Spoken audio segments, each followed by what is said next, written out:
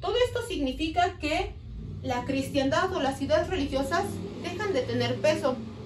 Y van a hacer que si aquí estaba la cristiandad como lo más importante, como aquello que regía todo el pensamiento, finalmente en el siglo XV lo que va a regir el pensamiento va a ser el hombre, y la visión del hombre va a estar posicionada como...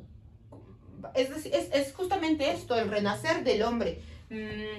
Tenemos ahí, por ejemplo, a Da Vinci. No sé si han visto esta imagen justamente de Da Vinci, donde está el hombre, ¿no? Y alrededor, en medio de un círculo y un cuadrado. Justamente significa eso, que en medio del mundo va a ser la razón, el hombre, el pensamiento de un individuo, lo que va a regir el mundo.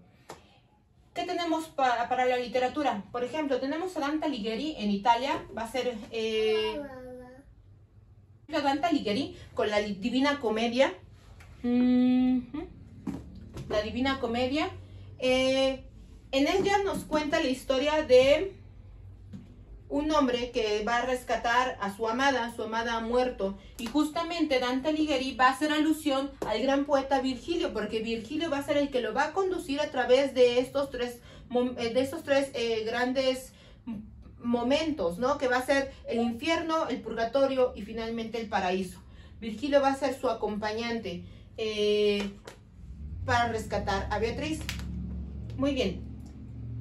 Justamente aquí la idea es el hombre y la visión del hombre el que está en medio de todo este pensamiento cristiano, pero es sobre todo su sufrimiento. Él quiere ir por su amada. No es una historia que tenga que ver con Dios, por ejemplo, o con alguno de los apóstoles, o con todos estos valores de la cristiandad, que va a estar aquí con todo lo caballeresco. No, no, no. Aquí es un hombre y su sentimiento que quiere recuperar a su amada. Después tenemos a Miguel de Cervantes, y él escribe una obra muy famosa que todos deben haber escuchado, que es Don Quijote de la Mancha. También es una historia caballeresca, pero justamente se está burlando de lo caballeresco. Es un hombre desquiciado por haber leído tantas novelas de caballería, que sale al mundo a creerse caballero, ¿no? Justamente cuando eso ya había pasado de moda, muchos siglos atrás, como 2 siglos atrás habían terminado las novelas de caballería, pero este hombre se cree caballero, y narra la travesía de él junto con su amigo Sancho para salvar el mundo, porque él se cree caballero. Después tenemos a William Shakespeare. William Shakespeare va a ser este hombre que va a ser inglés, este hombre inglés que va, gran poeta inglés que va a escribir poesía, teatro.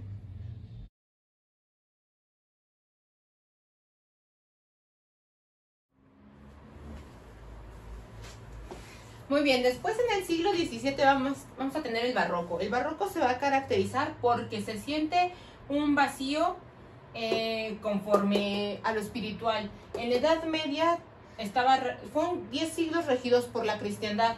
Después se coloca al hombre en primer plano, la razón, todo esto. Y después en el barroco como que se sentía un vacío. Entonces el arte barroco y la literatura barroca va a estar caracterizada porque intentan saciar o complementar todo ese vacío con mucha decoración. Las iglesias barrocas son un claro ejemplo. Las iglesias barrocas son las que tenemos en Latinoamérica, en todos los pueblitos mágicos que están así llenas de decoración. Esas son las iglesias barrocas. Si se dan cuenta, tratan de que no haya ningún espacio vacío, ningún espacio sin alguna decoración. Así es la literatura. La literatura barroca va a ser muy compleja porque está llena de metáforas y de asociaciones muy complicadas, muchas relacionadas con el periodo clásico, como que tratan de ver también a los clásicos, etcétera. Entonces es complejo leer a los barrocos.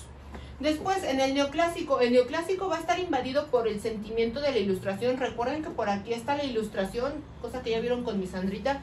Es la ilustración va a generar un nuevo pensamiento, las ideas de libertad, de fraternidad, todo esto que se genera en Francia, bueno, pues va a estar asociado también con la literatura neoclásica. Ahorita ponemos autores. Finalmente, en el romanticismo vamos a tener a una literatura que se va a asociar mucho con la naturaleza. El romanticismo va a ser una literatura que busca lo lúgubre, la melancolía, la soledad, la naturaleza muerta, porque no sé por qué les gustaban esos paisajes, sobre todo a los ingleses. Entonces, por ejemplo, tenemos allá Frankenstein, que va a ser un personaje que va a ser muy meditabundo justamente porque está solo, ¿no? Es un monstruo que lo crean y todo el tiempo está solo y no encuentra con quién sentir un cariño o una empatía, y eso es lo que él quiere. Muy bien, después tenemos esto, el romanticismo va a estar en la primera mitad del siglo XIX. En la segunda mitad del siglo XIX vamos a tener al realismo. Contrario al romanticismo, los realistas se dejan de esta imaginación por lo lúgubre, por lo tenebroso, por la naturaleza, y ellos se enfocan más a la vida cotidiana. Las novelas del realismo tienen que ver mucho con el día a día, con mucha descripción de los objetos, de los espacios, porque querían que se mostrara la vida tal y como era. Finalmente, el modernismo y el vanguardismo son dos movimientos. El modernismo se crea básicamente en Latinoamérica y el vanguardismo va a ser algo que se crea sobre todo en Europa, en la parte de España, en Francia, Suiza. Vamos a tener a todos los vanguardistas, pero también llega a Latinoamérica. ¿Qué es lo que van a hacer estos movimientos? Pues van a ser movimientos que realmente nacen de en Latinoamérica, con todo la mezcla del folclore latinoamericano, con toda esta visión un poco hasta extraña, ¿no? El surrealismo tiene mucho que ver con lo latinoamericano, con lo mexicano, y también aportan gran estética europea, pero van a ser de los primeros movimientos que no llegan de Europa, sino que se gestan a partir de una visión latinoamericana. Y con estos dos movimientos son con los que vamos a crear nuestro proyecto. Ahorita van los autores. Muy bien, algunos de los autores del barroco van a ser Francisco de Quevedo, Lope de Vega, o en México, por ejemplo, Sor Juana Inés de la Cruz. Para el neoclásico tenemos en Francia a Molière. Él va a escribir como grandes sátiras, algunos libros de pura sátira. Jonathan Swift es el que escribe, por ejemplo, Los viajes de Gulliver, y tiene también ahí un texto bastante bueno, también es muy satírico, que se llama Una propuesta modesta, donde él propone que para acabar con la pobreza de Irlanda, pues tienen que comerse a sus hijos, ¿no? Entonces, pues obviamente es una ridiculez, pero pues él lo describe de una manera que prácticamente intenta convencernos, como si con datos estadísticos y todo eso, ¿no? De cómo se podría acabar la pobreza en Irlanda con eso. Daniel Defoe también es otro escritor del neoclásico. Romanticismo, tenemos a Mary Shelley, la que escribe Frankenstein, entre otros textos. Jonathan Keats, él se suicida muy joven. Va a ser uno de los grandes poetas ingleses románticos, sobre todo por aquello de que tiene una obra muy extensa y muere muy muy joven, a los 20 y tantos años. Goethe en Alemania es el que escribe el Fausto. Victor Hugo, el que escribe Los Miserables, es francés. Edgar Allan Poe en Norteamérica, leemos cuentos de Edgar Allan Poe, El Gato Negro. Manuel Acuña, él va a estar en México, y también es otro que se suicida, es otro poeta que se suicida. Y José Martí, que escribe mucha poesía relacionada con la libertad de todo su territorio, que es cubano. Después tenemos en el realismo. Ahorita les pongo los modernos del vanguardismo. En el realismo tenemos a Gustave Flaubert. Él escribe Madame Bovary. Es una novela muy muy amplia, donde se trata del adulterio de una mujer en Francia. Después tenemos a Charles Dickens. Él también escribe, por ejemplo, el de Cuento de Navidad. Y Dostoyevsky y León Tolstoy en Rusia. Ellos escriben obras muy muy grandes. Dostoyevsky escribe Los hermanos Karamazov, por ejemplo, y Crimen y Castigo. León Tolstoy escribe Ana Karenina, entre otros. Bueno, para el modernismo y el vanguardismo ahorita les voy a poner una diapositiva con un mapa de Latinoamérica y distintos poetas y escritores que trabajaron estas dos corrientes. Del vanguardismo hay distintos ismos.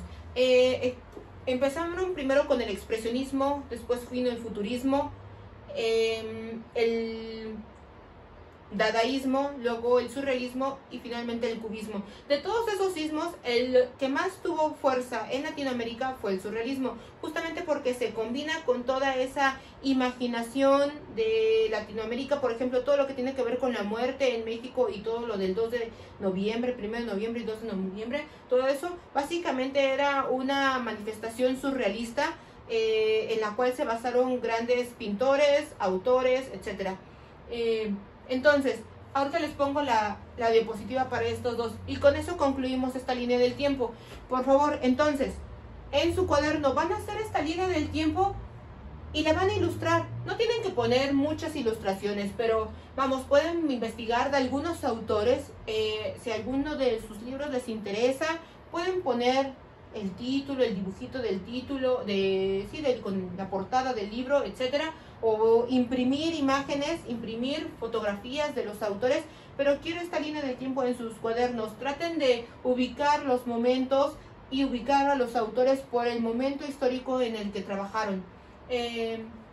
Y pues ese sería el trabajo de hoy, hacer la línea del tiempo en su cuaderno. Muchísimas gracias, chicos, y nos vamos a estar viendo por medio de estas clases. Si tiene alguien alguna duda, puede contactarme. Ya tienen mi correo electrónico, ahorita también lo agrego. Y también tienen el Twitter, acuérdense que me pueden contactar por ahí y estaré contestando dudas. La siguiente clase que tendremos esta semana será el próximo viernes. Hasta luego, chicos.